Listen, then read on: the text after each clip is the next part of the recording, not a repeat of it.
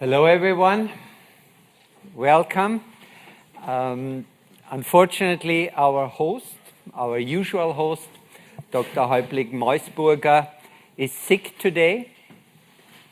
So it is the guests only who are here. But we are happy for the invitation to come here to the Technical University. Both of us are from the University of Vienna. My name is Peter Schweitzer. I'm a professor of Social and Cultural Anthropology at the University of Vienna. You will hear in a minute what I'm doing, what we are doing. I spent 20 plus years in Alaska, just maybe as one interesting item from my CV, because after I got my PhD here at the University of Vienna quite some time ago, and then after that I got by chance a job at the University of Alaska Fairbanks and spent there 22 years, and now I've been back here in Vienna for 10, 11 years.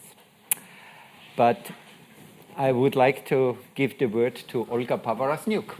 We are doing this together. Good afternoon, everyone.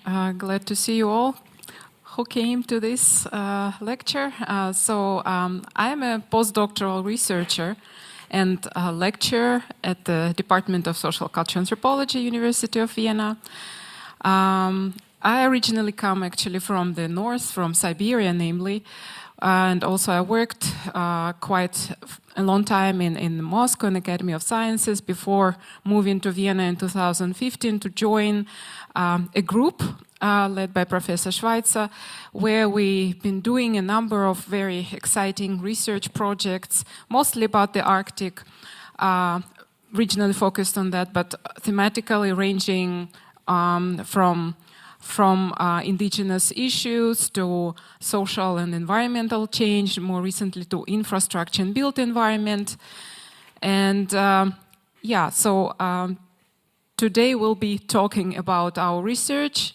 Both of us are also teaching in parallel on these topics. Thank you very much, Olga. And we will divide up our time here. I will start the process, and then Olga comes on, and then I again, and then so just that you don't fall asleep, we will kind of switch around here. As you can see, the title is about transport infrastructures. That has a lot to do with our main project that we are currently involved in, both of us, this ERC Advanced Grant called Infra North, which is about Arctic transport infrastructure. So that's also why it's in the title of this presentation. But I can tell you,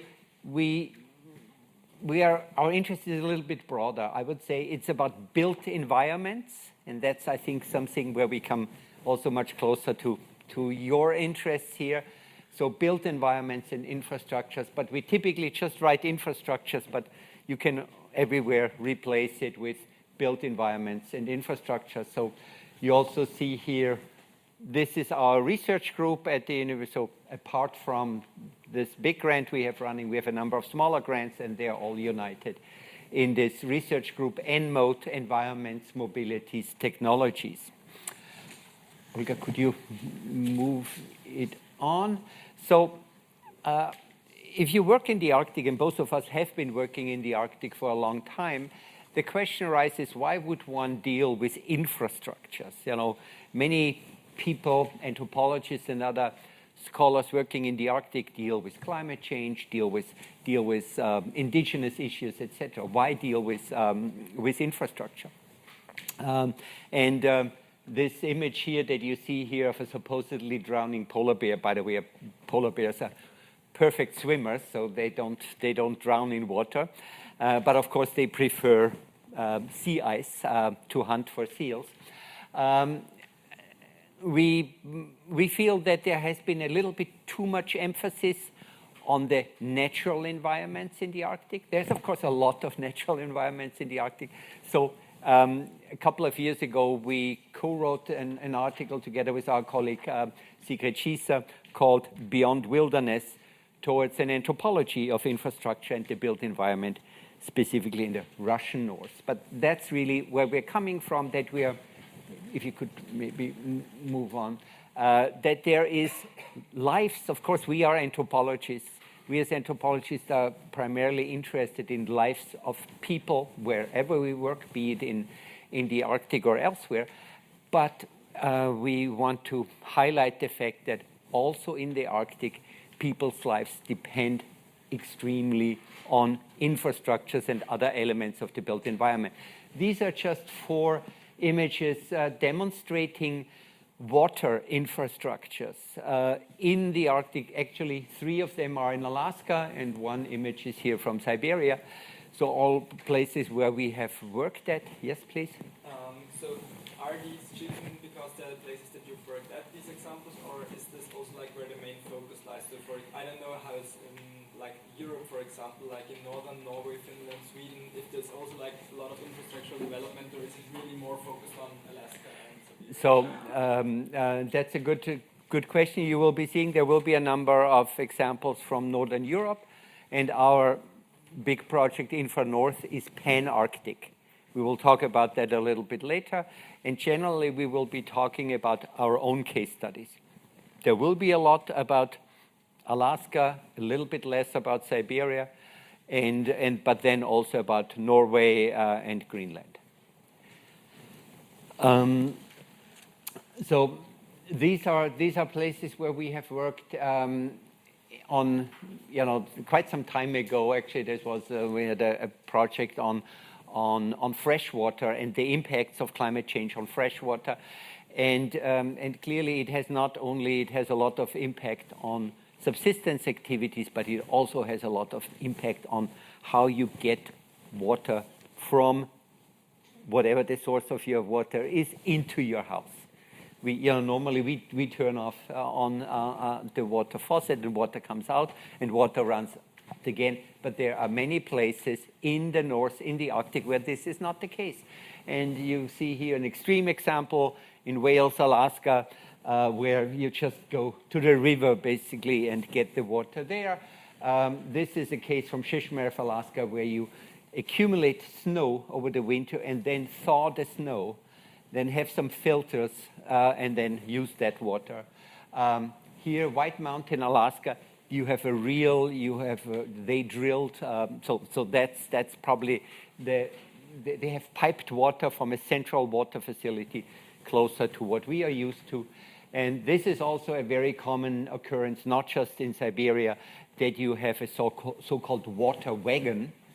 So you have one central place where there is water, where there is use water and drinking water, but there are no pipes to the houses, so you bring it to the individual houses with water wagon. This is just an illustration how, please, let's move on, yeah. At the same time, I also want to point out, even if we imagine the Arctic as this kind of wilderness and dominated by pure nature, that the Arctic is also an urban Arctic, partially at least. These are again images from Alaska and the Russian Federation. So Norilsk is very far north, so north of 70 degrees, north of one of the northernmost cities in the world. Heavy industrialized city, as you can see to your left. Anchorage, Alaska is the size of around Graz or Linz, 300,000 people, but that's a lot for Arctic conditions where many settlements are less than 1,000 people. Isn't also Anchorage the city with the world's most active airport? Because of the, now, like it was before the Russian airway were banned from flying, but I believe now they are back at it again. So it's actually a very interesting side issue. The airport of Anchorage, you're absolutely right. Before the late 80s, when Western planes couldn't fly over Siberian airspace, they from Europe to Asia, they stopped in Anchorage. So that made it so basically, if you could catch very cheap flights from Anchorage either to Asia or to Europe, because it was this in-between stop. That changed then in the 1990s, but what you have now, Anchorage is the third largest cargo hub in the world. So it's no longer about passengers, so passenger, it's a relatively small airport, also the biggest in Alaska, but the third largest cargo hub in the world. That's quite amazing. And why? That has to do, the shape of the Earth, and so it is in equidistance to many population centers in Europe and in Asia. So there's huge cargo planes coming in and out all the time. But let's move on. This was just about a little bit the illustration why built environment and infrastructure are important. And we shouldn't forget about climate change. We shouldn't forget about climate change. This is actually a kind of acquaintance of mine from Shishmer who took this picture. It's actually, I think it's in the media. You can find it everywhere. It has to do with coastal erosion, which in itself is triggered by climate change, most likely. It's always, these connections are not 100% clear all the time. But and climate change, especially in the Arctic, where you have permafrost underlying a lot of the soil, the changing climate impacts infrastructures a lot. There are estimates that the Russian infrastructures, where the Russian north is built up with industry and cities, etc., very much, that there the next decades will have devastating impacts on this built environment because of climate change. Let's move on. I need to speed up a little bit, probably. So climate and climate change are important aspects for us, but so is why we are interested in the Arctic also has to do with remoteness and why we are interested in transport infrastructures. We believe that remoteness creates conditions that make it more interesting to study infrastructures in the Arctic than, let's say, in Lower Austria or so. And so, because the fact that we have so few transport infrastructures in the Arctic makes a difference. Of course, the Arctic is not homogeneous. As you already pointed out, Northern Europe has, of course, a much more developed, so the continental part of Northern Europe has a much more developed transport infrastructure. You see here roads and also partially railroads. But other parts, for especially the Canadian North and also the Greenland, which is dominated by the inland ice, has very few transport infrastructure connections. Also the eastern parts of Siberia, the northeastern parts of Siberia. So why is that important for us? Because we believe that if you have under such conditions, if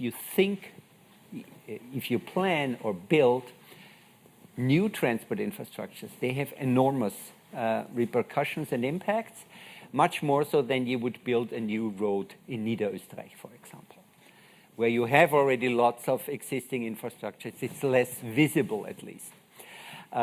So that's what drives us there. Let's move on. Yeah, this is actually, you could click a few because it. This is from our colleague Mia Bennett. If you just go through, because then some of these you see actually. No, go back. Yeah, thank you. You see actually. So this is a global accessibility map created by our colleague Mia Bennett, a geographer, that shows, which are the, you could say the most remote regions, but it also in the world, but it is here not, it's measured by accessibility. So how much travel time do you have to a major city? And you see here the Arctic together with the Amazon, Sahara, Oceania, Central Asia, and Siberia are the areas of least accessibility and thus remoteness. There is, at the Technical University, there is many people and specialists who deal with infrastructure from a variety of perspectives. When we deal with infrastructure, we are mostly interested in the social aspects of infrastructure. And, here are some social characteristics of infrastructure, not exhausting, just a few quotes to get started here.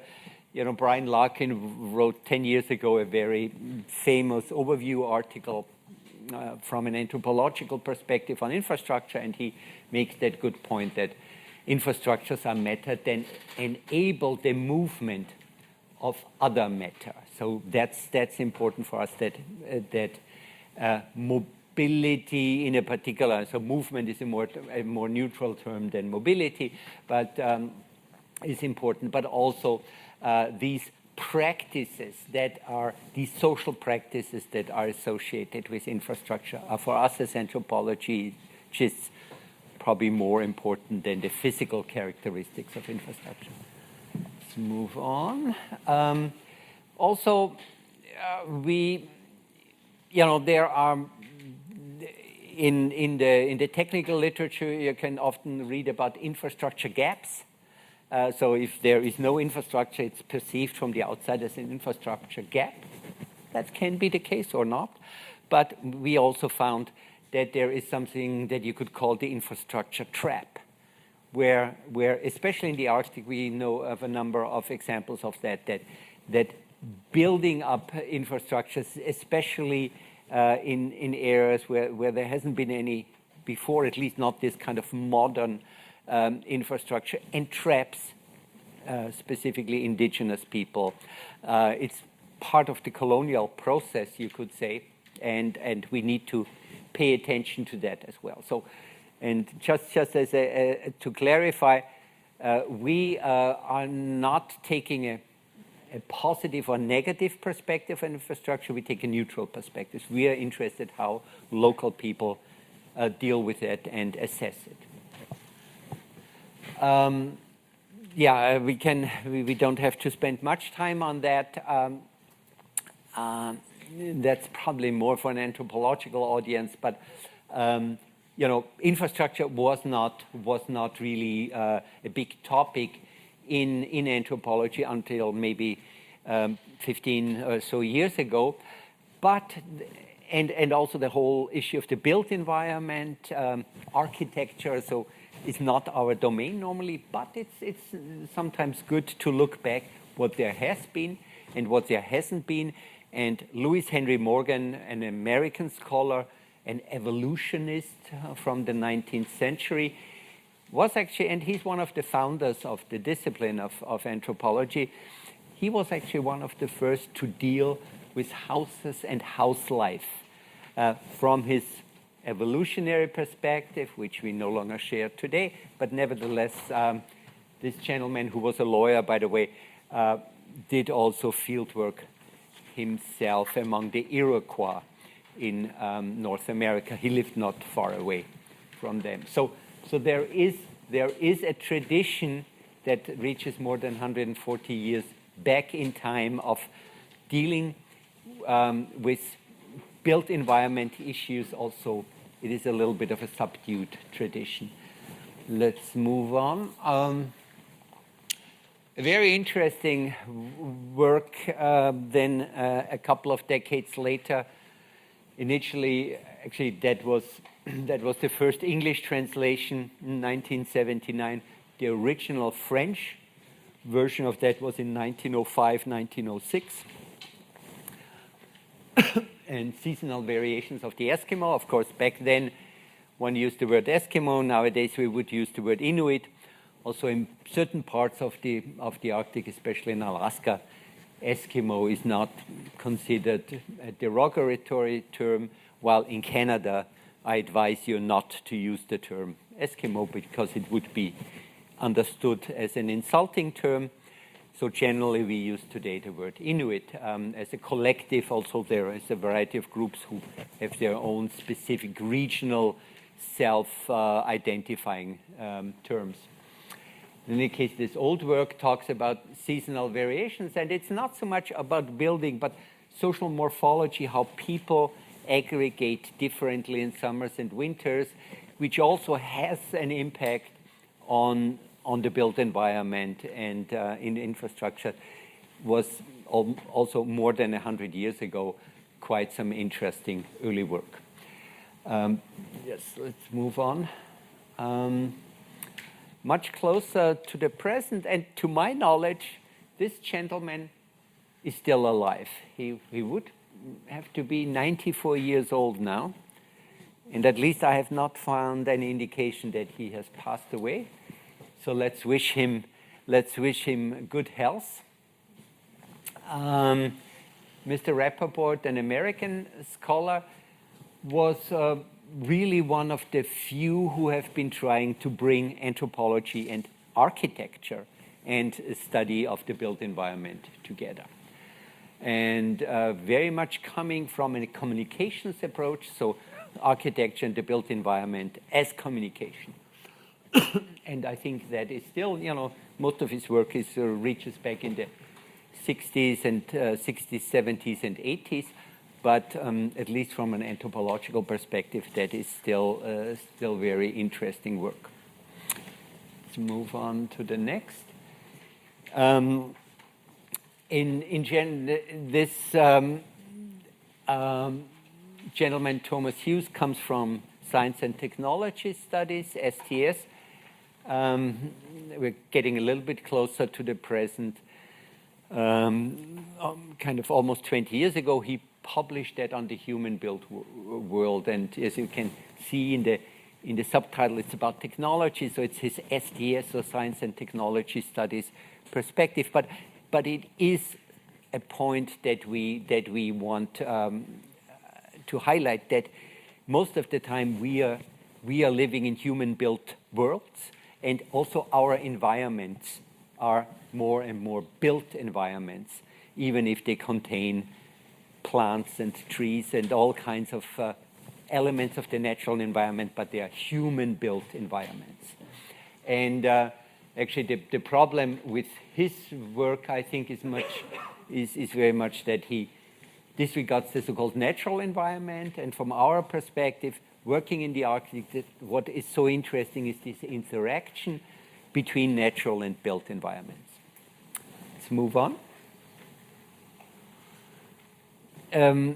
Very interesting stuff also in unbuilt environments.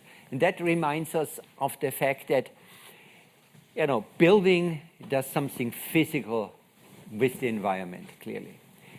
But unbuilding or not building, what you have is that you make big plans, you have projects, you have proposals, you have plans, you have discussions, hopefully, if it's some kind of a democratic society, about what is going to be built. But these unbuilt environments are also, they leave traces. Either they leave physical traces in the environment, they are kind of half-built things, or they started to build and then they were stopped. But also the mere idea of building something, of building it a big project, of building it a big seaport or this or that, has enormous social and cultural repercussions, and we should be aware of that. Next, please. And now we are coming to really closer to the future, to the present at least, not to the future. Also, the book talks about the future a lot. With this book about making the Arctic city, that's probably closer to the fields where you are coming from, and it's really interesting work. I think I even have the book somewhere in my bag here, because it's I think a good mixture between social science studies and built environment or architectural studies, and thinking about what, because certain this image must be from Greenland. The architectural history of the Arctic is quite interesting, and some would argue bleak, but it is very much a colonial heritage of whoever the southern states are and have been over the decades and centuries. But it's also important to see what is going on now as not just view from a southern perspective, but kind of try to understand the Arctic city and Arctic built environments more generally through their own and from their own terms. And I believe at this point, Olga, I think we are, no, there's one more slide that there's a lot of text on there. Just very briefly, so these are just where we are coming from for the studies, for the case studies to be presented now. So I think I already expressed that we as anthropologists, we are not so much interested in the technical dimensions and aspects and characteristics of infrastructure, but what infrastructures and the built environment do for people and what they mean for people. And of course, why we do it in the Arctic, remoteness and climatic conditions are two important facets there that give it special significance for us also. We are also aware that throughout history, throughout modern and colonial history, so modern infrastructures in the Arctic have been built by external interests. So big roads, railroads, seaports, LNG plants, etc. So it's not because local communities decide we need that, but some outside interest wants to take out resources from the Arctic and need these infrastructures. So we need to acknowledge that. The way Arctic communities respond to that is different and heterogeneous. So we should not assume that people are happy and jump about that and said, yes, we want another LNG plant. But we should also not assume that they do not want it. That really differs from situation to situation, from region to region. And finally, we as anthropologists are very much interested what people then do with the existing infrastructures, because they might have been built for certain purposes, for external purposes, but local people appropriate them and use them for their own needs. And that's what for us as anthropologists working in these places is of particular interest. I have a question which might have been more at the very start of the lecture, but when we're talking about the Arctic, or saying the term Arctic, are we meaning everything, for example, north the Polarkreis, or are we talking about the local geological formation which kind of makes it up, or how are we defining Arctic as a term? Yeah, no, we don't define it. No, because many of these natural science definitions do not make sense necessarily for people, and of course, if you would ask people locally, then there you end up with very interesting. So if you go to Tromsø in northern Norway and ask, is this the Arctic? They will say, no, the Arctic is up there in Svalbard somewhere in Spitsbergen. So we use, there's the so-called Arctic Human Development Report, which provides a definition of the Arctic, which coincides more or less not with the Arctic Circle, which would be arbitrary, but with administrative units. So some of parts of the Arctic reach far south, others north, depending on administrative units, because we need them, for example, census reports that we can give useful numbers, for example, on the population of the Arctic. But in many of what we talk about, I think the more appropriate term would be Circumpolar North, which in itself is also a very fuzzy term in a way. It includes the Arctic and subarctic. So most of the time we have no real hard boundary in the south. And one of the examples that Olga will be talking about now is actually definitely in the subarctic. Is there a correlation in a way about the level of infrastructure maybe? Between high north and I mean, if you say, like, for example, Anchorage or something really build up infrastructure with, let's say, high technical standards, people will not consider themselves part of the Arctic. If they have a certain degree of remoteness, is there some correlation between that and the way they perceive themselves as part of this so-called Arctic? I'm not so sure. It's primarily by others. You know, people living north of Anchorage say, "Oh, you guys are a kind of suburb of Seattle." It's so yeah. They would say, you know, you are not the real Arctic because you have so many amenities. Also, I lived for many years, as I said, further north in Fairbanks, and I would say the winter in Fairbanks was more pleasant than in Anchorage, because of a variety of climatic factors. It was much colder up in Fairbanks, but a stable cold that was easier to handle in terms of driving around with a car and many different things. So yeah, I think there's a variety of historical factors that determine whether one considers itself to be part of the Arctic or not. And I think in recent years it has become more trendy to be part of the Arctic. Definitely in the in the northern European part. So Tromsø, or you know, never was part of the Arctic, or northern Sweden for that part, and now it is might also say politically beneficial to be part of the Arctic. But at this point, I would finally want to give the word to Olga. And you let me know when I should turn on the slides.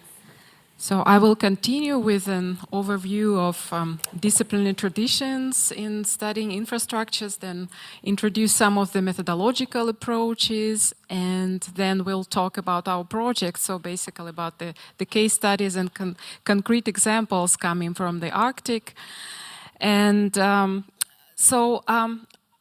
I tried to summarize on this slide the fields that study infrastructure under the term infrastructure studies. Actually, this is a rather recent term because, of course, the word itself, infrastructure, comes from engineering, as you might have learned before, but also natural scientists has been far more advanced in studying infrastructures than social sciences that came to this field rather recently, and even more so if we talk about social anthropology, the discipline that we represent.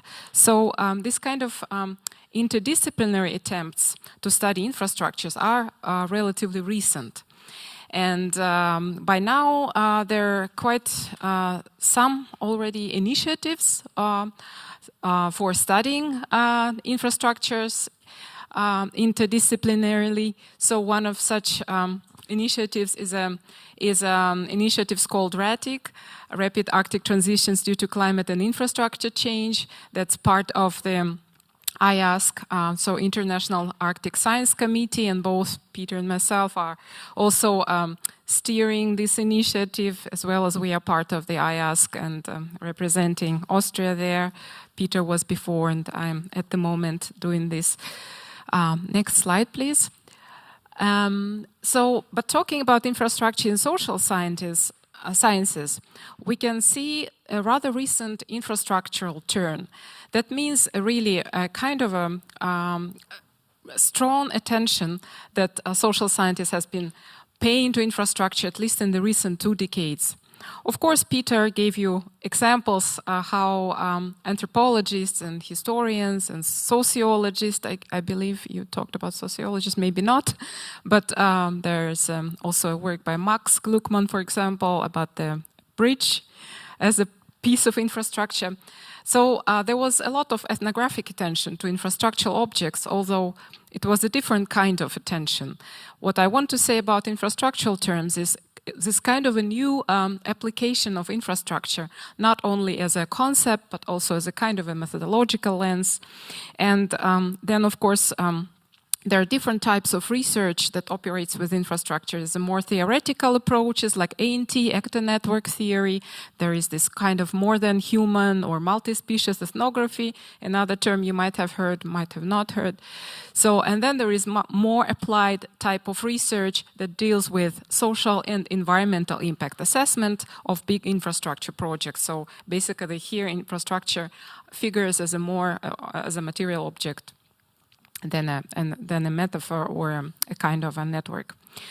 But next slide, please. Anthropology is very interested in studying infrastructures both as social and material networks that are in a way co-created together.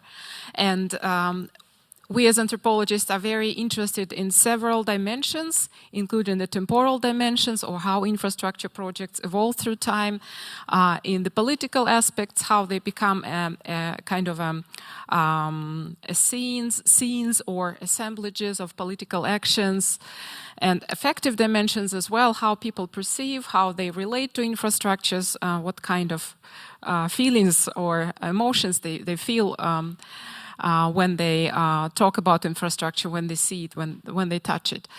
So, yeah, there are different kind of methodologies that are applied in social sciences and in anthropology. Traditional anthropologists have been using primarily qualitative methods to study infrastructures and other objects. But more recently, there is a quantification of social sciences and anthropology, if you want, with an introduction of surveys, of statistical data analysis, and also there is a number of possibilities for creative mixture of the methods, such as, for example, cartographic storytelling on multimodal, multisensory ethnography, and future scenario building, something that we have also been applying in our projects or experimenting with in our projects. Next slide, please.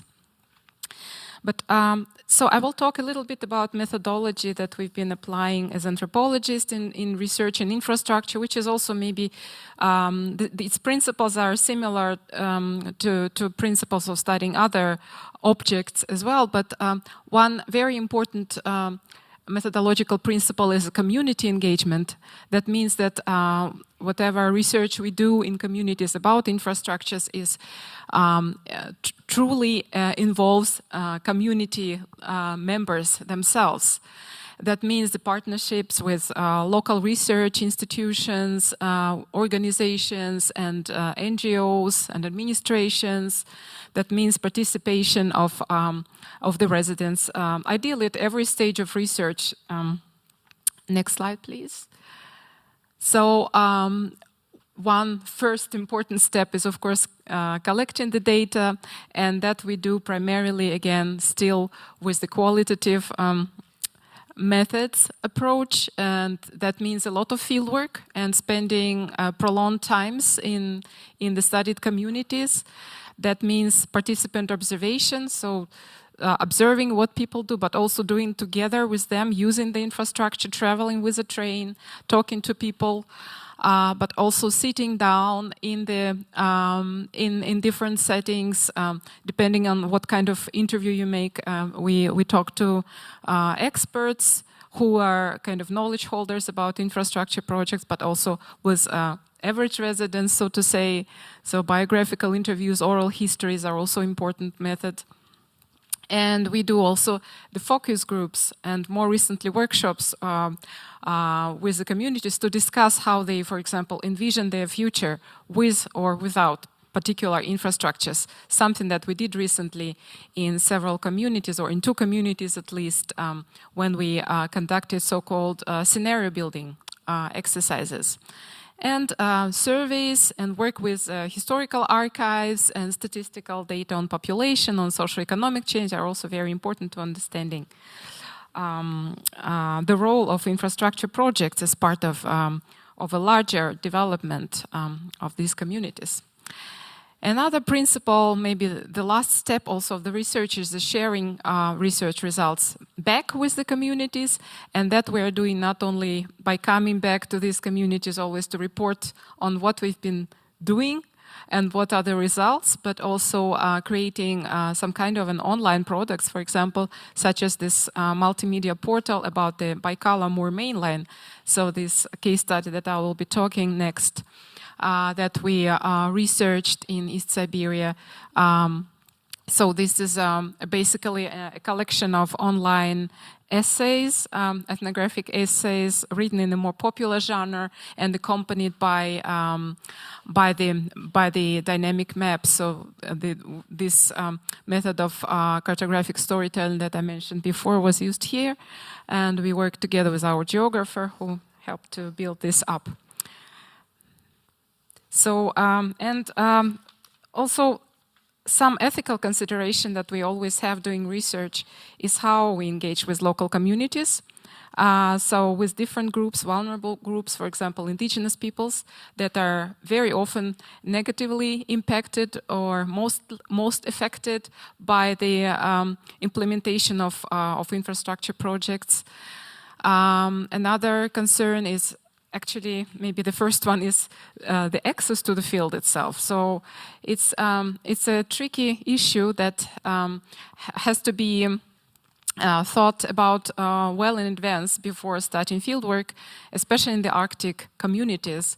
And what I mean is, it actually means different things in different parts of the Arctic. If we talk about the Russian Arctic, it's very much restricted and closed to visitors. Even before the beginning of the war in Ukraine, the access was very much controlled.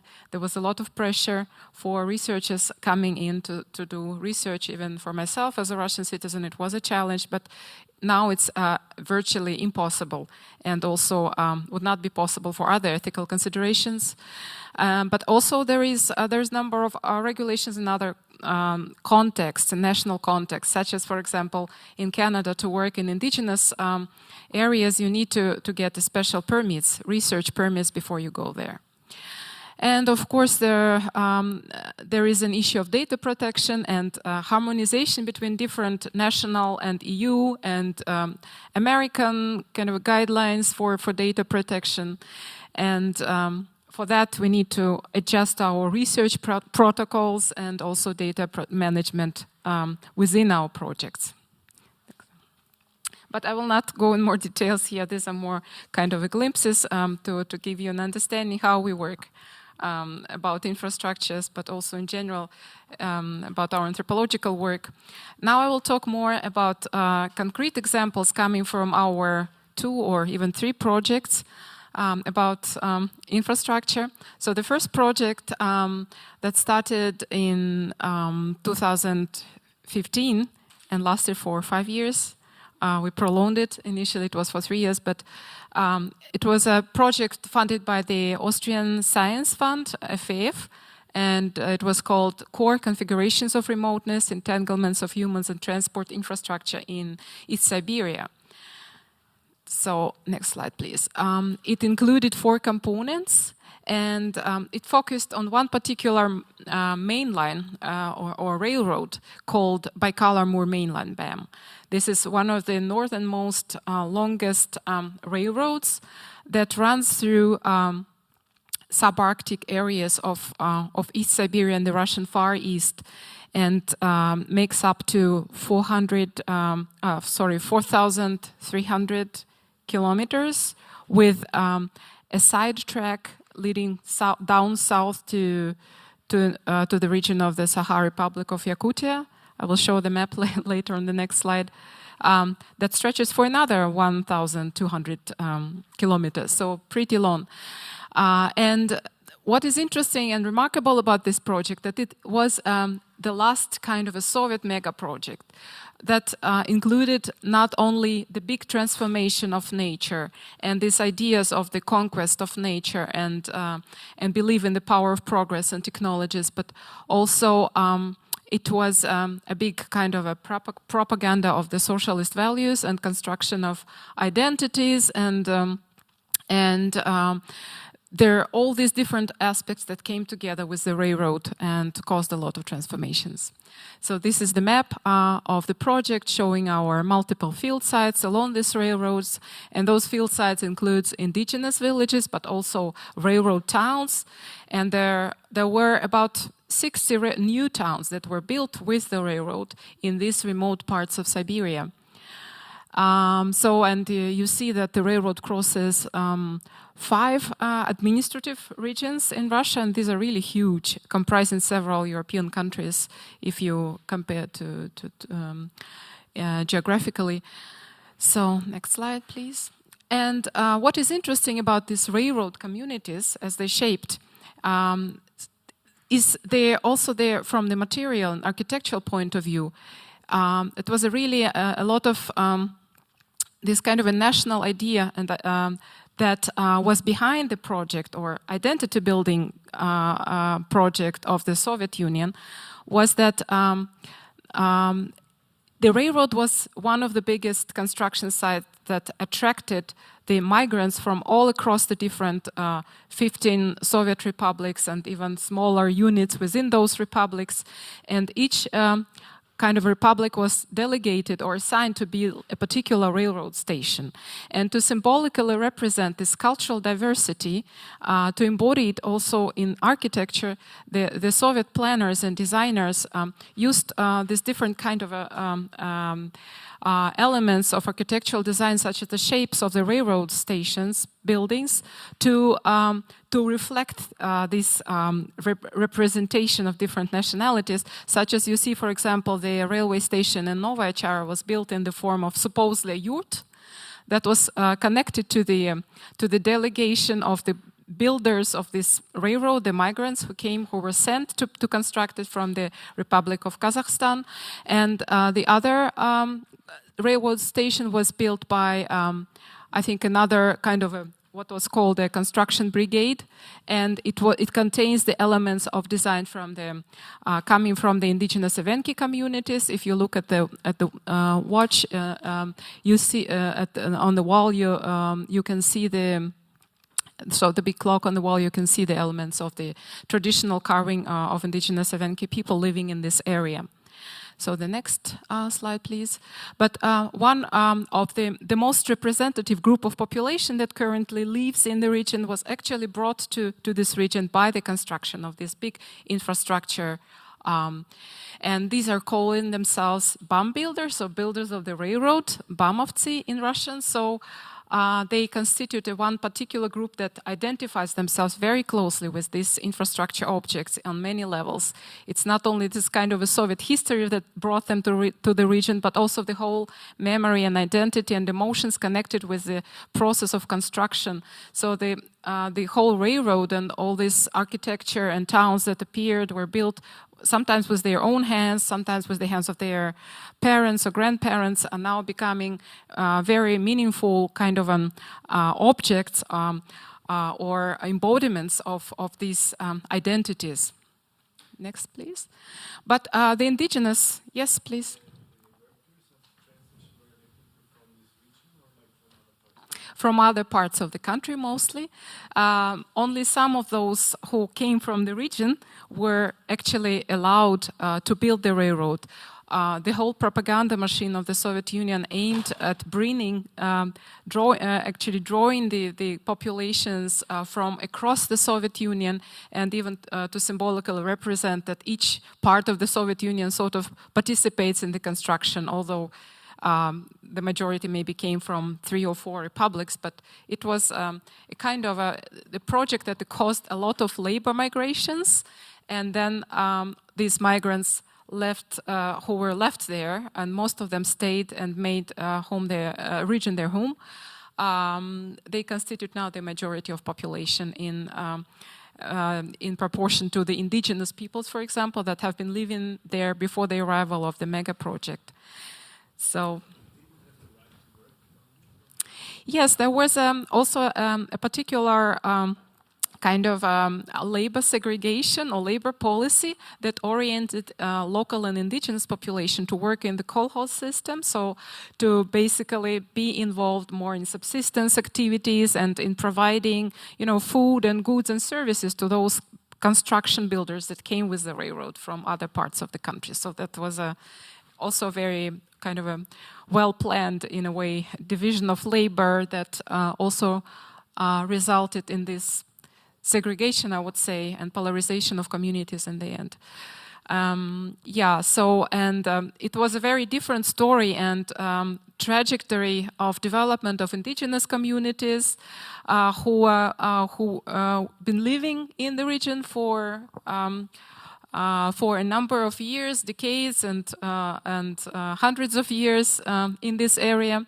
So, for example, the indigenous Evenki people, and for them, of course, the railroad had a very different meaning, because for them it meant a lot of transformations in their subsistence activity as the railroad was constructed on their homelands and disrupted their traditional land use, for example.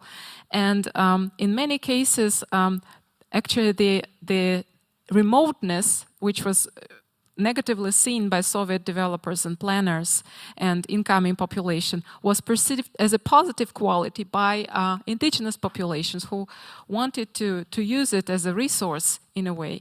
There is a case of Usnugja, the one indigenous village where we worked, and as a result we also published a paper with a title "A Right to Remoteness," it was a question mark, that refused to build a bridge that would connect them to the neighboring railroad town. So the village is situated across a river from the railroad, and in that way they kept their own kind of autonomy and resisted. And now when we came to the village, they are proud being so special in a way that they managed to preserve their own culture and language, and they now use this missing bridge as a sort of a symbol of not only remoteness but also as a cultural resilience. And in that sense we can see that infrastructure gaps or missing infrastructure links are not always negative, but also can play positive role for some groups at least. So, and when we look at the Baikal-Amur mainland today, we see the national program of the reconstruction called BAM2. So basically it's running, and it's a continuation of the Soviet project on many levels. If we talk about the materiality of the railroad, it's the whole construction plan is basically to complete the second track, because the railroad is still one track road, to renovate some buildings and to complete the electrification of the railroad. All this is done again for boosting the cargo capacity and permitting more cargo transportation. Basically, of course, it has to do with the resources transporting out from Siberia to the Asian markets. And what it does, although for these communities, is not only this kind of smaller changes and renovations of railway stations, but also the whole propaganda that surrounded the program, especially the launch of the program, also appeals to this kind of a memory of the railroad construction and recycles those old symbols of progress, of the myths of the Soviet Union and the Soviet era identities and memories to create in a way the citizens that would remain the local or loyal to this current authoritarian regime, despite the fact that there is a lack of social-economic benefits and prosperity, and even degradation and decline in some communities going on nowadays. So in these cases, we often use also the notion of the politics of infrastructure. I guess Peter already used the notion of the promise of infrastructure, maybe not yet, but this whole idea or the myth of the BAM was about the promise of socio-economic development and prosperity for local community. And it's been now in a way recircled to re-inspire people with expectations of new development. But we also see very clearly that this is being used for political purposes, for propaganda, and these same identities that are embodied in the railroad, the same memories and emotions are misused in the wars of propaganda, and especially considering the recent real war and strengthening, actually not authoritarians, but one can say totalitarianism right now in Russia, we can see that the infrastructure projects can often become this kind of tools or embodiments of the state politics that is used in fact to strengthen the authoritarian regimes. Next slide. At the same time, since our case study was still done before the beginning of the war, and we call the BAM the transformative infrastructure. But I use this term actually as a hallmark of the Soviet authoritarian regime that was really about this kind of extreme forms of social and technological engineering that led to transformations of natural built but also social environments that created new environments as well. So, and in this dissemination brochure that resulted from the project and that we brought back to the communities, we popularly wrote how the railroad shaped the landscapes, the communities, and the identities.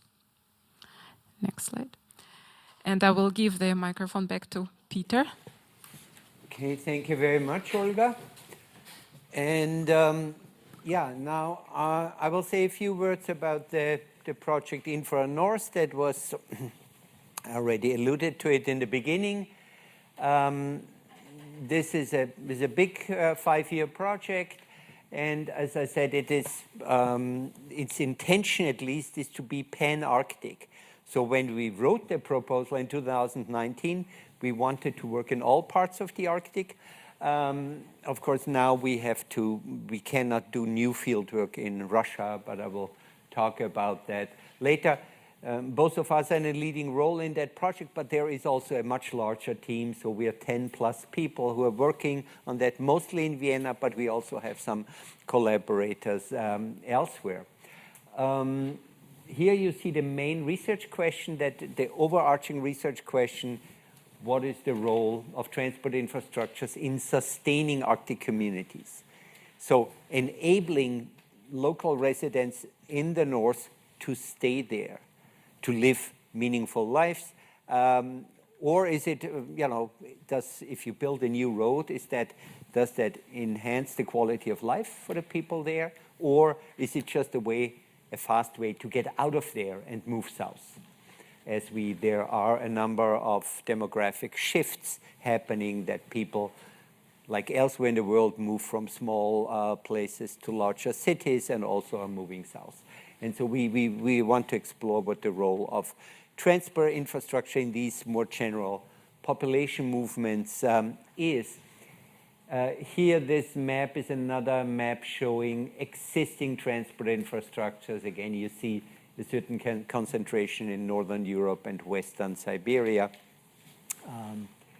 But let's move on to the next slide. When we say Arctic transport infrastructures, what do we mean? We mean really all kinds of transport infrastructures. So not just, there has been a lot of attention lately to maritime transport, to seaports. For example, here on the lower left-hand side, you see one, I believe that's in Sabeta in Western Siberia, where there is still up to the present day a lot of oil and gas shipment happening nowadays, not so much to Europe, but to Asia.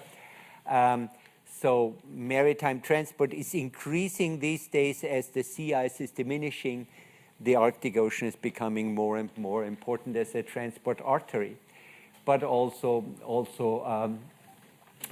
this one is, by the way, is on Hudson Bay, an inland sea in Canada, Churchill up there, but we're also interested in river ports, for example. Railroads were already mentioned. We heard about the BAM, but this is a bad quality picture from the Alaska Railroad. Roads up there is a historical drawing of the Alcan, the Alaska-Canadian Highway, now it's called the Alaska Highway, leading basically, you can drive from Chicago to Alaska if you want to, which was built as a military infrastructure. And this connection between military and non-military infrastructure is an interesting one, especially in the Arctic. We must not forget about airplanes. So you can't forget the Arctic without airplanes. So many communities can only be reached by airplane or by maybe some vehicles like this one, the so-called four-wheeler. So you have these, and there is also, it's a different kind of infrastructure, whether you need to build a seaport or an airport or so, or you need to maintain a trail from one community to the next for a four-wheeler or a snow machine or something like that. But these, of course, are also important for very localized transportation. But if you want to get out of your small community, most of the time, you know, if you're in Kivalina, for example, you need an airplane. And this, of course, there's a high reliance on small aviation in the north. And it's of course, it costs a lot of money to fly back and forth. But let's move on. And what was a line down there at the end of the slide was also that energy infrastructure and information infrastructure is very important. So you cannot run a railroad without having energy, obviously, and also information infrastructure. If you don't have a connection to the other village, you can neither send an airplane nor a ship or a train for that matter. Talking about trains, this is in the vicinity of Nome, Alaska. This is often dubbed the last train to nowhere. In Alaska, there was a flurry of railroads during the times of the gold rush. That's the late 19th century, early 20th century.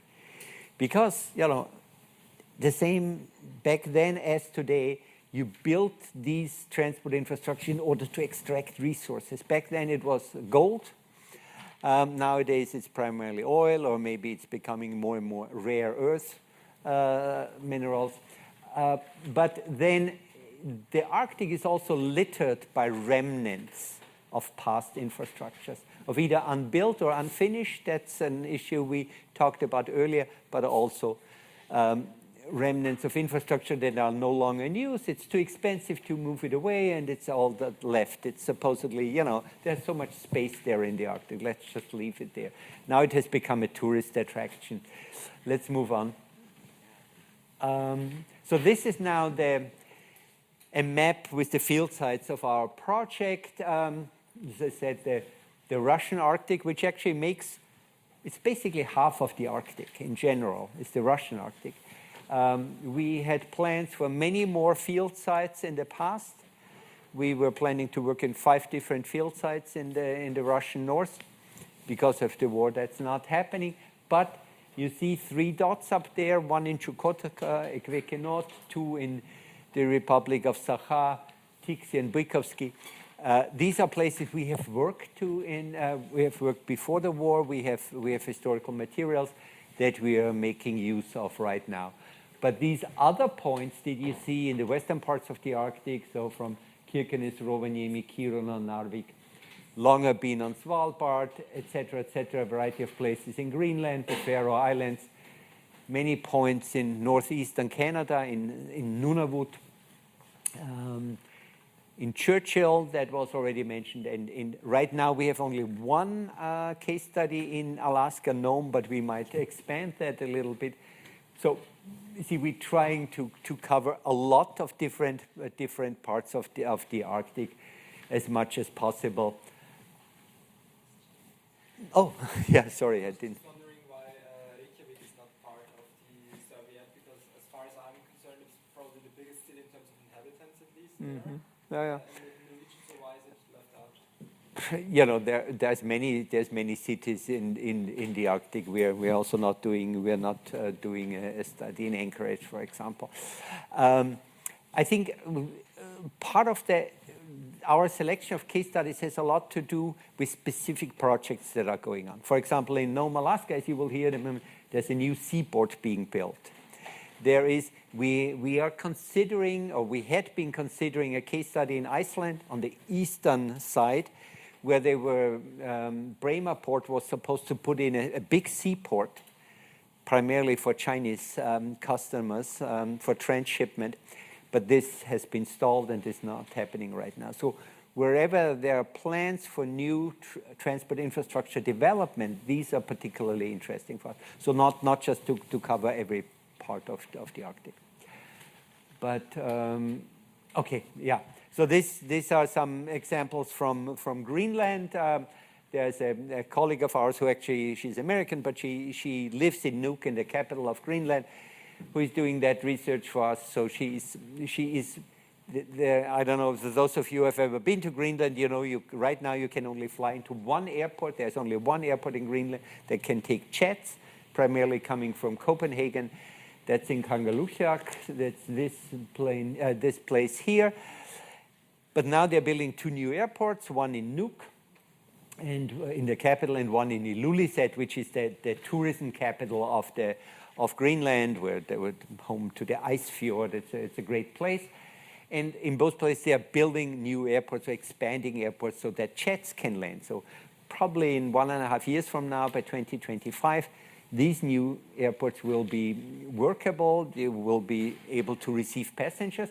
Well, what will that mean for Kangerlussuaq? Because Kangerlussuaq Kangerlussuaq is a community that was built up around an airport. So there was nothing there before, but now for many decades, a community has developed. So we are exploring through interviews both in Nuuk and in Kangerlussuaq what these changes in transport infrastructures mean for local residents. Let's move on. Yeah, I think I'm mentioning the promise of infrastructures now, but this is really, I guess, any kind of mega projects anywhere in the world has this promise always of progress, of better lives, more income, etc. But the Arctic is a special chapter on that. The Arctic is, since the mid-19th century, people have been coming and say, oh, the Arctic, that's the land of the future, and let's build and let's do this and that. And for example, this is an example, building a railroad across Bering Strait. In the first plans that I'm engineers, the first plans that I'm aware of are actually to build a bridge, very long bridge. But now they're talking about a tunnel under the Bering Strait, so basically that you can take a trip from Washington, D.C. to Moscow by train.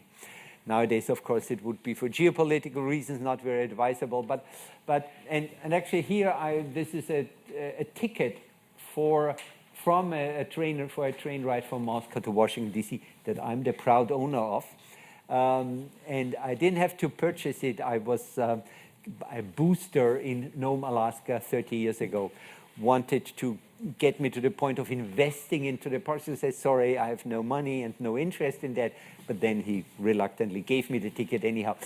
I might have to wait for a couple 100 years until I can use that. But so this whole idea of dreaming big is really very pronounced in the Arctic, probably more so than other parts of the world, because of the remoteness, because of relatively little development. Let's move on.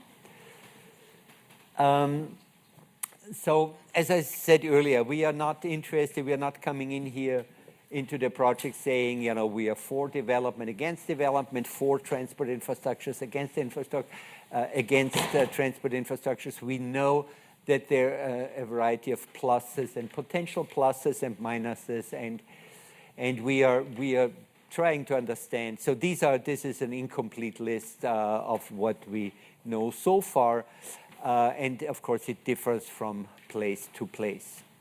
Let's just move on because we are running really out of time. So people can get excited and enchanted by infrastructures or the prospect of infrastructures, new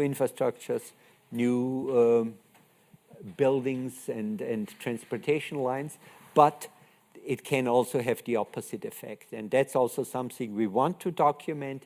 Local protests. So that's actually another case study in Alaska that we are developing. It's the so-called Ambler Road. So it's a mining road north of Fairbanks. There's a huge mining district there where, of course, developers are very interested to develop. There also has rare earth minerals and a variety of other resources. But there is a battle going on, and there's a number of indigenous activists that are, you see here the sign No Ambler Road. That's already, I think it's an image from 2014, but it's an active controversy that is going on right now, and you cannot again, you cannot simplify and say it's indigenous versus non-indigenous. There's different indigenous groups are on either side of the battle. But to document the complexities of these things is important for us. Next slide, please. And now we're getting ready for Olga again. So we are now, Olga will briefly tell us about 3 different case studies that are mentioned here. Kirkenes in northern Norway, Tixi in Russia that we worked on in 2019, and Nome in Alaska. So it's 3 coastal case studies here.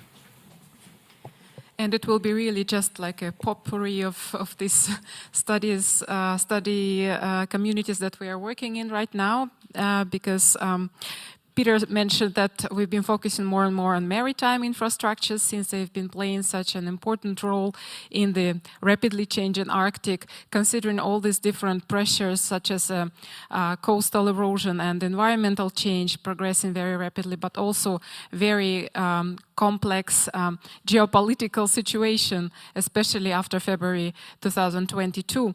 So I'll talk about the 3 communities very briefly. The community of Tixi in East Siberian Republic of Saha-Yakutia. This is, you see, this is a community that was established in 1936 as a kind of a port for the Northern Sea Route, NSR. And it experienced its development and population peak in the 1980s. Since then, the population has been declining, leaving behind also abandoned infrastructures. Now it has about 5,000 residents. And you can see that it consists of worn-out buildings. Some of them are partially renovated.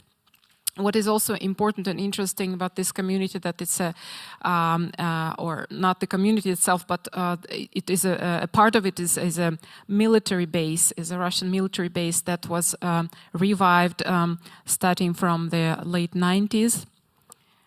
Next slide, please. What is also interesting about the community is this running program, national program of the modernization of the NSR that is full of the promises of development connected, again, referring back to the Soviet past and this kind of a glorious Arctic explorations and development of these communities that were founded along the NSR. So, but at the same time, you can see the old degrading seaport infrastructure in Tixi. With the beginning of the war, the situation in which community finds itself is absolutely not clear to us. We were not able to reach it since 2019 because of the COVID and then because of the war. And one can only guess that there will be nothing more than just a promise, despite the fact that the Russian government declared investments that would be coming to the construction of the new ports and terminals in these NSR communities, but whether it will become ever true is not clear. And the next community is Kirkenes. It's a borderland town on the border in northeast Norway, a closest city, closest town to Russia again. And its borderland identity has been very important, especially because it was a kind of an administrative center for the so-called Barents region, a region based on the cooperation between the northern European and countries in Russia that share the Barents Sea. Next slide, please. Also, the Kirkenes had a very big plans for construction of a deep water port that was primarily connected to the transportation of oil and gas resources from Siberia. And with the beginning of the war, we can see that these plans have been suspended, and also all these existing infrastructural links with Russia, between Russia and Norway across the border, have been now becoming, in a way, disentangled and reconfigured very much because of the restricted mobility and securitization.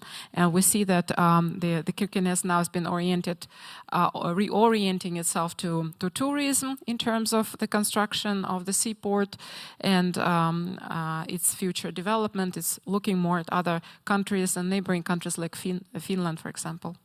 Next one. And finally, but not least importantly, Nome, a community in Alaska, a town founded during the gold rush, but the traces, the first residents of this area were indigenous Inupiaq people, sea mammal hunters, although this kind of colonial gold rush history still very much contributes to polarization between indigenous and non-indigenous population, which is even clear in the architecture of the city itself. Next slide, please. In contrast to Kirkenes, the construction of the deep water port in Alaska has been progressing exactly because of the beginning of the war. Of course, it was not the only booster, and the plan of construction of this first U.S. deeper water port was discussed already back many years ago. The beginning of the war and the increase in national security concerns have definitely accelerated the process. The first phase of the construction is now underway, and the port will bring a lot of changes to the community on many different levels. Next slide, please. The communities that we studied have a very different and multiple entanglements with these maritime infrastructures, as well as they have a number of concerns and on the other hand, expectations from these new infrastructure projects coming to them. To sum up what we've said in this lecture so far, I wanted to just stress several points, and one of them is that we've been talking about infrastructure from a different perspective, certainly, than you probably are dealing with this term and the notion and the object. And that has to do with this increasing attention to infrastructure in social scientists, and with this kind of mixed experimental methods that social scientists and anthropologists have been employing to use infrastructures, while also keeping attention on ethnographic, local level, paying attention to local voices and perspectives about these big infrastructure projects. And also how we see infrastructures is that these are not only material objects, but these are social technical networks that are co-constructed in parallel. Whenever big infrastructure comes in place, it also brings around the networks of expert knowledge, networks of different material and non-material objects, even identities and memories that are built around and embodied in the same infrastructure as and their materiality. Also, if we look at the at an environmental and temporal perspectives of infrastructure from social science point of view, we can trace a lot of path dependencies, both on the material and ideological and other levels, and planning, and as well as the financial levels, for example. But also we can see a lot of transformations, and especially it concerns the large-scale infrastructures that shape different environments, so built, natural, but also social environments. And when we talk about the new Arctic, this is a term used also in social sciences broadly with the reference to these kind of a recent changes happening in the region. We can see there is that the infrastructures are becoming, or infrastructural projects are becoming driven more and more by external actors and factors, such as resource extraction, securitization, and since 2022, more overt militarization of the Arctic. So with that, I think we'll finish. And yes, just to give also some acknowledgements, show this slide and references to our former and current project and our contacts. So thank you for your attention, and please feel free to ask questions if you have any.